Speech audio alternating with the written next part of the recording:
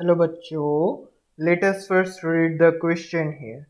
So, the question states that match column 1 with column 2 and choose correct option. Column 1 में ये कह रहा है, ए में कह रहा है एस्टिवेशन, बी में कह रहा है हाइबरनेशन, सी में कह रहा है डायापॉज। कॉलम 2 के 1 में कह रहा है ओवरविंटरिंग, कॉलम 2 के 2 में कह रहा है ओवर समर और 3 में कह रहा है सस्पेंडेड डेवलपमेंट इन जू प्लैंक्टॉन्स। Let's start. देखिए क्या होते हैं कि कुछ ऐसे ऑर्गेनिज्म होते हैं, जब एक एरिया में सोच लीजिए बहुत सारे ऑर्गेनिजम्स रहते हैं, वो एक ठंड का एरिया है।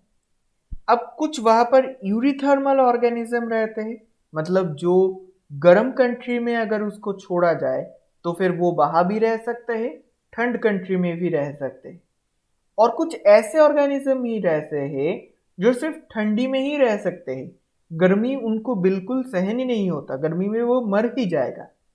तो फिर अब क्या होगा? अब कुछ वहां पर कुछ नेचुरल कुछ कैलामिटीज आ गया उनका एरिया में। अब जो यूरिथर्मल ऑर्गेनिज्म है वो देखेगा मैं अभी यहाँ से कुछ गर्म कंट्रीज में चला जाता हूँ, कुछ गर्म कंट्रीज में चला जाता हूँ। जैसे कि हमारे भारत की विंटर में बहुत सारे साइबेरियन क्रेन्स आ जाते हैं विंटर के टाइम में। राजस्थान के कियोलाडो नेशनल पार्क में हम लोग अगर जाए तो फिर वहां पर देखेंगे कि बहुत ऐसे जो कि है जो बाहर की जो पक्षी है वो आ चुके होंगे। ठीक है, तो फिर क्यों आते हैं? क्योंकि वो जो टाइम है उन टाइम को, क्योंकि उनका जो खुद का जो एरिया है वहां पर अब बुरा वक्त चल रहा है, वो बुरा वक्त को गुजरने के लिए वो हमारे इधर अच्छा वक्त बिताने आ गया। लेकिन अब कुछ ऐसा ऑर्गेनिज्म भी होता होंगे कि जो सिर्फ ठंड में ही रह सकते हैं, वो अब गर्म कंट्री में रह नहीं सकते। तो फिर वो कहेगा कि हम तो अब यहाँ से जा नहीं सकते, तो फिर हम अब क्या कर सकते हैं? उन लोगों के लिए एक ही ऑप्शन बचता है, टाइम स्किप।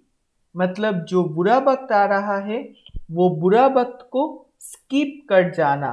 मतलब अगर किसी को बहुत ही ज़्यादा विंटर से प्रॉब्लम है तो फिर हाइबरनेशन कर लो। विंटर चला जाए, विंटर पूरा विंटर तुम लोग सोते रहे, इसको हम लोग हाइबरनेशन कहते रहे।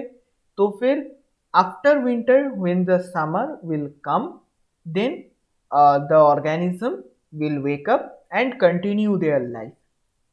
तो फिर क्या होता है कि हाइबरनेशन, हम लोग हाइबरनेशन ऑर्गेनिज्म यूज करते हैं to overwintering, to over wintering.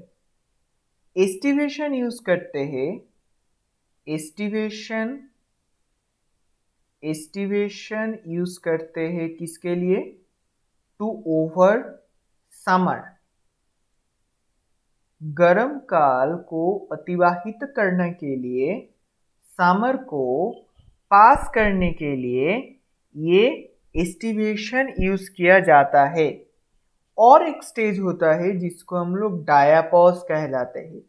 वहां पर क्या होते हैं कि कुछ कुछ लेक्स में ये दिखा जाता है कि एक पर्टिकुलर टाइम में जू प्लैंक्टॉन्स के जो डेवलपमेंट होते हैं वो सस्पेंड हो जाता है। इस कंडीशन को ही हम लोग डायापॉज कहलाते हैं।